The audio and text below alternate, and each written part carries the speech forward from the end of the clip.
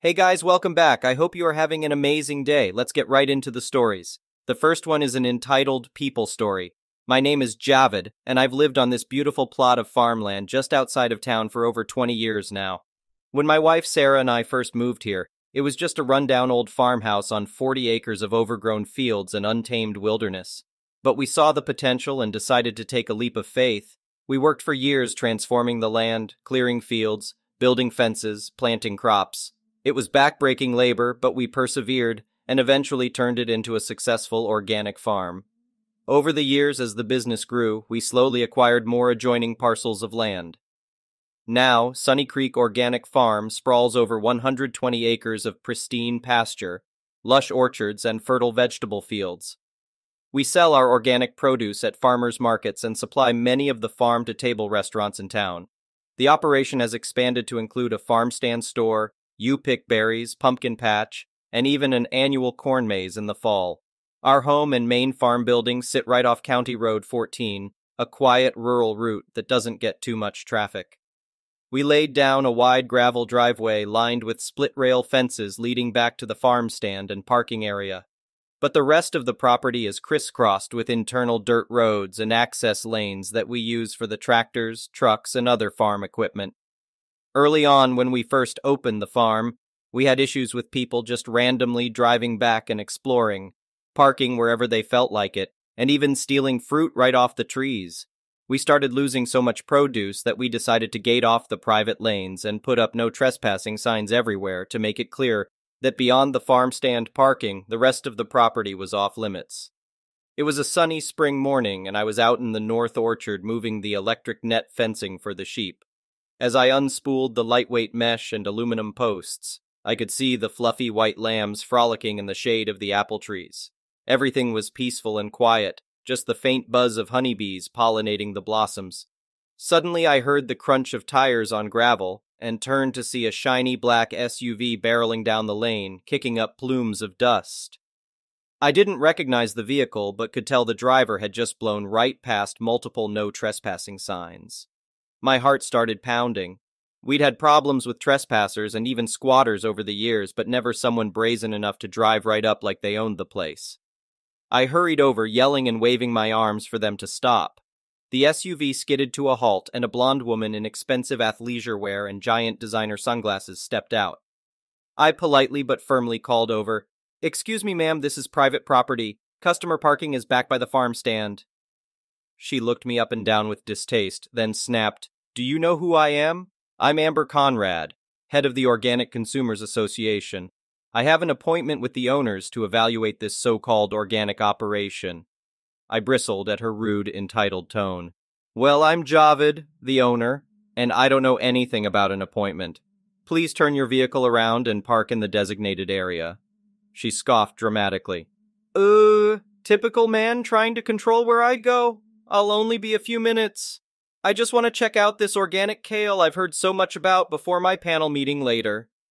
And with that, she tried brushing past me down the row. I stepped firmly in front of her, adrenaline coursing through me now. "Ma'am, I will not ask you again. Get back in your vehicle now and leave the premises, or I will call the police."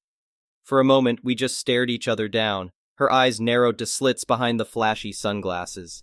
Then suddenly she reared back and slapped me hard across the face. "Don't you dare try to tell me what to do," she shrieked. Stunned, I staggered back. I could already feel my cheeks swelling up. As I regained my balance, I saw her stomping away down the row, crushing kale under her designer boots. Without thinking, I lunged and grabbed her arm, purely reactionary to make her stop.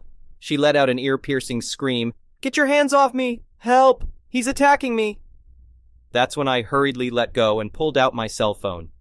Hands shaking, I dialed cop. "Hello, I need police immediately at Sunny Creek Farms. I have a trespasser destroying crops who assaulted me when I tried to get her to leave." The operator assured me officers were on their way. Meanwhile, Amber was screaming obscenities and threats, then got back in her SUV and revved the engine. To my horror, she swerved straight towards my beloved apple trees, mowing down 2 saplings and a deer fence before roaring back down the lane away from me. I raced after her vehicle on foot but couldn't keep up. As I crested the hill gasping for air, I saw 2 patrol cars blocking the lane up ahead. She must have run right into them on her frenzied escape attempt. Even from a distance, I could hear Amber wailing that I had viciously attacked her for no reason. By the time I reached them, 2 officers had her in cuffs. I quickly described what happened and showed them the damaged fields and trees. Fortunately, the cops could see I was the calm one with the swollen cheek, and she was clearly disturbed. After inspecting my no trespassing signs and verifying my identity as the owner, they arrested Amber for trespassing, criminal mischief, and assault. I also insisted on pressing charges for the slap, destruction of property, and lost revenue from her little rampage. In the following weeks, I learned more about the deranged Miss Conrad. Turns out she was notorious for falsely claiming ties to prestigious organizations and abusing any perceived authority. She had a long rap sheet of trespassing, public disturbances, and other questionable behavior. I almost felt bad for her. Almost. The case against Amber was a slam dunk with all the evidence against her. She was found guilty on all counts, and the judge, sick of seeing her waste the court's time, threw the book at her. She wailed and screamed as he sentenced her to the maximum of 2 years in prison. As the bailiff dragged her away, she shot me a look of pure hatred. I shook my head sadly. What a pointless waste of life. I had compassion for troubled folks, but also relief knowing my farm was rid of her toxicity. Hopefully she could heal, but her reign of terror was over. Outside, I took a deep breath of the fresh country air. A pair of red-tailed hawks soared in lazy circles above the orchard. Life was getting back to normal. With the warmth of spring, my fields were greening up, and lambs were joyfully bouncing around in the pasture. My cheek was healed up, and the damaged trees had been replaced. I said a little prayer of thanks for the blessings in my life. Doing the right thing was never easy, but the universe had my back. With that, I started whistling and got back to work on the fences. Plenty of hungry critters were depending on me, and there was food to grow.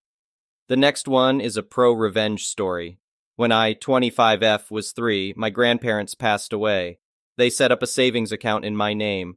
The account was meant to be accessed by me when I turned 21. At that point, it contained just over $300,000. My grandparents left me a letter saying they would like me to share the money fairly with any other Smith-Jones children, meaning my full siblings. My dad is a Smith, my mom is a Jones. By fairly, they meant that they wanted me to assess the situation and judge for myself what was fair. I never had full siblings, but I have 2 half-brothers, Mac and Joe Smith, who are my dad and stepmom's kids. Due to the specific wording my grandparents used, I legally never had to give Mac or Joe any money. However, I see Mac and Joe as my brothers, and as the money came from our grandparents, I felt that the fairest thing would be to assign each of us $100,000, so we all got an equal-sized lump sum. I figured that, when Mac, the youngest, turned 21 and took his $100,000, we could split any remaining money. When I turned 21, Dad suggested I buy a house with my $100,000. I found a place I loved, but it was $130,000 and I couldn't get a mortgage. Dad said I should borrow $30,000 from the account. I did, figuring I could pay it back before my brothers turned 21, and I have been repaying it. The account should be at $208,000 right now, but due to me withdrawing and then repaying that money, it's at $195,000, so I still owe $13,000. Joe turned 21 recently, and as I was giving him his $100,000, Joe noticed that there was less in the account than there should be. I explained and said I was going to put it all back before Mac, now 19, turns 21. Joe told Mac, and both boys said I stole from them and owed them the full $13,000 back, plus $3,000 of interest that they felt they would have gotten, and they wanted it all paid by this summer, which gave me less than 6 months to bring the account up to $211,000. I said I'd do it, but over 2 years as planned. The boys then wrote up a contract to that effect. I went to sign it, until I saw that it said 6 months to pay it all back. I wouldn't sign as we agreed on 2 years. They said I should figure it out as they were entitled to that money and would be seeking legal advice. Later that day I got an email, clearly written by them, saying that they intend to sue me for the $16,000, plus whatever is currently in the account, and additional damages and emotional distress on top of that. At this point, I had given Joe about $50,000 of his $100,000 because he wanted it in installments. I responded that legally they were never entitled to any of it, and given their attitudes, I'd say they've already received an amount I deem fair, so that $50,000 was all they were getting. I then got a barrage of texts, calls, and emails yelling at me for going back on our deal. I blocked them. They then took to social media saying that I was trying to screw them out of their inheritance and rallying our extended family into harassing me over this. And it mostly worked, as a lot of people messaged me. However, I got a message from this guy called Chris Smith. Chris said he was 27 and claimed to be my half-brother. I had never met him before, but he sent me photos of him as a kid with our dad, grandparents, and me. He showed me that he also had an account with $150,000 in it, and a scan of a letter from our grandparents saying this money was meant to be shared fairly among Dad's illegitimate children. Chris also told me we have another half-sibling who is 18. He'd been looking for me for a while, but only found me when Dad shared Joe's post, which had me tagged. We checked with a solicitor to make sure, and as the boys are legitimate, they aren't entitled to anything in Chris's illegitimate kid fund, and as they are my half-siblings, they aren't entitled to anything in my Smith-Jones Kids Fund either. I sent the boys a letter formally telling them to back off, stop posting about me online, and enjoy the $50,000 because it's all they're getting. The day they received the letter, Chris got a PM from Dad, asking if the boys can have some of Chris's fund. Chris also said no and told Dad we'd met. I told Mac and Joe about Chris and our other half-sibling with Chris's permission, so it looks like my grandparents, knowing about Chris before they passed, set up two funds. One for the kids Dad had with my mother, who was still his wife when they passed, and one for children born out of Dad's affairs. Presumably to make sure no one tried to screw anyone else over out of hurt feelings. I'm getting a lot of crap, but holding firm on my decision. The boys have realized that I won't back down on this, and it sounds like I've caused a schism at their house as Joe has all the money and no intention of sharing, so Mac is now feeling twice as screwed. Plus, stepmom apparently did not know about the other half-siblings, or that my half-sister was born after she and Dad got married, and she's made Dad move into a hotel. It sounds like Dad is looking for a long-term living arrangement outside of the family home, because it looks like she is not letting him move back in. Dad is begging me to reconsider, but honestly, I'm done with all of them except Chris and my sister. The next one is a petty revenge story. I hated my new manager, Karen. She had shown how much she hated my rapport with my team. We were all equals on this team with no official leader. I was unofficially the team lead and Karen was our manager. I was working this job not for the money but to keep myself busy. I was on a full ride, so the money was just extra spending money, which I didn't really need and was certainly not worth holding onto a job I hated. Plus, I was graduating soon and had an offer from a top company in my field. So, I decided I was going to quit, but I obviously wasn't going to do it in a normal way. My contract didn't require a 2-week notice, but it was expected. So I decided not to tell Karen until the next Monday because that was midterm week. I knew Karen would be way too happy to get rid of me and wouldn't want to wait 2 weeks, and that worked great for my plan. On Monday of midterm week, I told Karen that I would unfortunately need to step off my position on the team. I was happy to give her the 2-week notice period, but was flexible. She was naturally delighted and said not to wait 2 weeks, but rather just this week so that she had time to do the paperwork. And because she wanted me to tell the team at our weekly meeting, I had already told everyone on the team who understood 100%. Now, what she had planned was to have me do a ton of work that week. Plus, given that she was new to the job and I was the unofficial lead, there was a lot of information I had in my head or on my laptop or had access to that she didn't. In her excitement, she forgot that. She also didn't realize it was midterm week. Everyone's midterm week was different, so her not realizing was more of me not telling her. Me, being the kind-hearted soul cough, emailed her after the meeting confirming what was discussed in writing. When she replied with the affirmative, I replied asking her for a list of what she needed from me. I also mentioned that because it was my midterm week, she'd need to prioritize the tasks so I know what she needs. Now, the reason for this is that as a college campus job, the contract ensured that nothing was more important than my education. In fact, I had worked with my previous manager to explicitly add a clause to my contract that I would work no more than 7 hours a week during weeks I had midterms, but would make up for those hours in the weeks before and or after. Karen hadn't seen these contracts, so she assumed she could get the full 15 hours, our average working week, worth of work out of me. So she sent me a list of approximately 90 items that she needed. Some were simple documents and some were tasks. Altogether, they would take about 15 hours. So I replied, reminding her that because it was midterm week, I was working only half the hours, so she needed to let me know the priorities or cut the list down.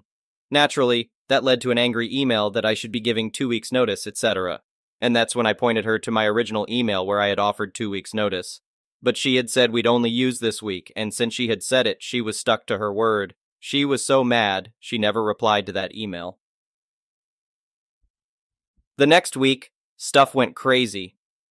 Documents that were needed couldn't be found. People weren't able to connect to the printer.